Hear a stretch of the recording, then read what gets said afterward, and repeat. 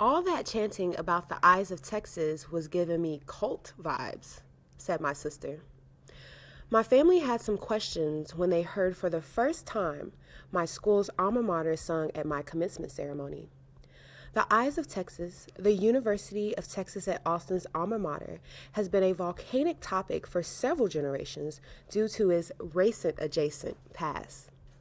Last summer, controversy over Eyes of Texas erupted and overflowed into national conversation following the murder of George Floyd and subsequent Black Lives Matter protests. During the racial reckoning of 2020, Black students, faculty, and staff demanded multiple institutional changes from UT's administration, including renouncing the school song.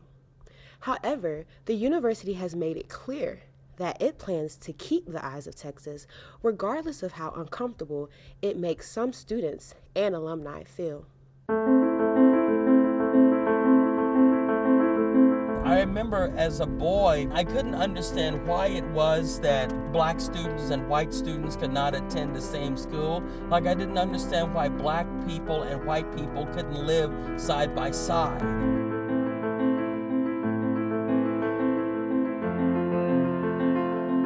Walking through campus, you would hear the N-word being used quite a bit. When you go to class, you would find yourself having free seats on either side of you. This wasn't just a political issue, this was a social issue. The undergraduates were welcome to come and get their degree, but there's a difference between being invited to the party and then being asked to dance. She was a powerhouse at maybe 5 feet tall, but she was a giant to all of us who knew her. Her personality was big. Everything she did was big. I never went in her office that somebody wasn't there. I mean, her office was like Grand Central Station. She wanted to do whatever it took to help me and every other black student or student of color actually succeed at the university. We started calling her Mama, Mama Duran, and I knew it was coming from a place of respect and reverence. I'll always remember her fondly for making African American students feel comfortable in this overwhelmingly white environment. East Austin, which at the time was the predominantly African American part of Austin, was essentially a support base for the African American students who attended UT. The community in East Austin did nothing except support those students, knowing that it was going to be hard for them, being a safe haven for them. I mean, that's what community does, and historically, that's what the Black community has done. I think an Austinite is somebody who has this sense of pride about the community.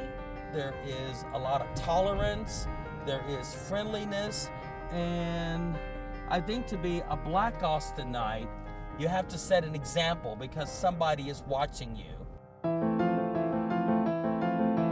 Austin has definitely grown over the last few decades.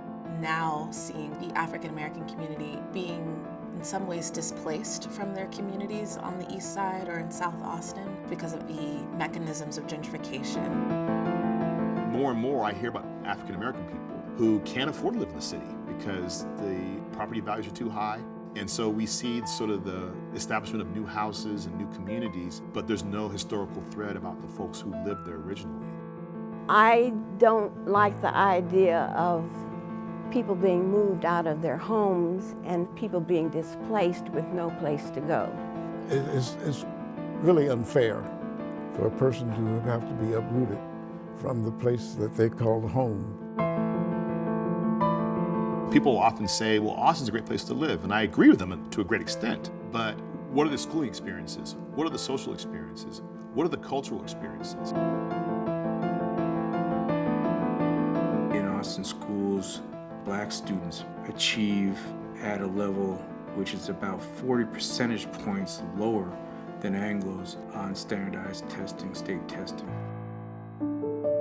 The biggest issue, I say, for Black faculty and faculty of color generally is this issue of cultural taxation. And basically, that means that you do all this extra labor that's invisible. when you have students of color on campus and you have relatively few black faculty members, students will look to black faculty members for mentorship, for guidance. African American professors are called on to serve as role models and counselors. It's a balance that can be very, very hard to strike.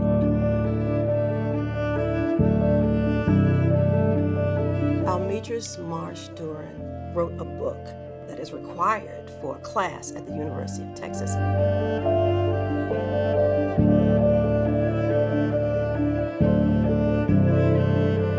The book was the only history of integration at the University of Texas at Austin. I think integration is still ongoing. Current students, they're dealing with very similar political stresses such as police brutality or Islamophobia. All these things are still very much a part of campus life for Black students. There's still feelings of isolation among students of color. They are still sometimes the only student of color in certain disciplines in their classes. The first stage was opening the door. Now it's keeping the door open. I hope the future looks more diverse. I hope that there's more of a representation of the actual population that's in the world. I feel like I always have to show up on time because if I'm late, then I'm that black kid who was late. Or I need to perform really well because otherwise I'm the typical black kid who, oh, okay, of course she's not smart enough. And so I feel like there's a lot of pressure just to be the best you can be because people are looking at you as the example for all black people. So everything you do kind of forms outside culture's narratives of what a black person is.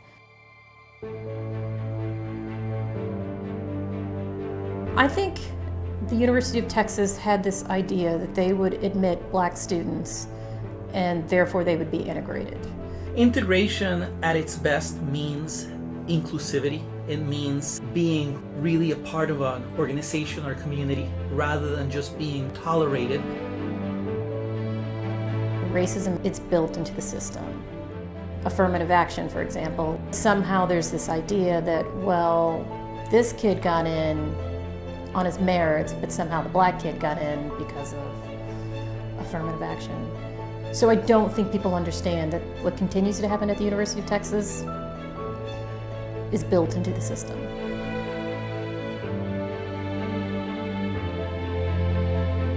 I've talked with my students about the eyes of Texas, and the truth of the matter is that countless many things are changing all the time, whether it's landscapes, university administrators, names of institutions, names of streets, all kinds of things are changing.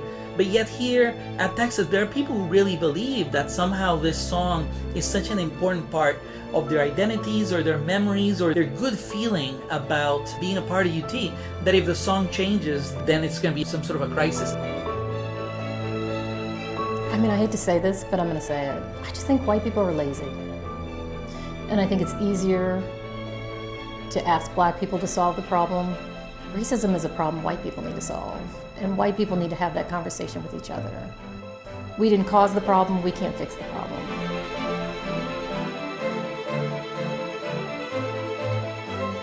Numerous jobs at this university, at many levels, are simply appointed at the will and whim of administrators. Naturally, they go to sleep every day thinking that they're not racist people, but they don't keep track. How do those decisions have a cumulative effect of excluding black people? So is there sufficient integration at this university? Hell no. Hell no. I'm Almetris Marsh Duren, and I'd like to tell you a little bit about the black experience on the University of Texas. My name is Victoria Duffy. I'm 17 years old, and I'll be going to the University of Texas at Austin.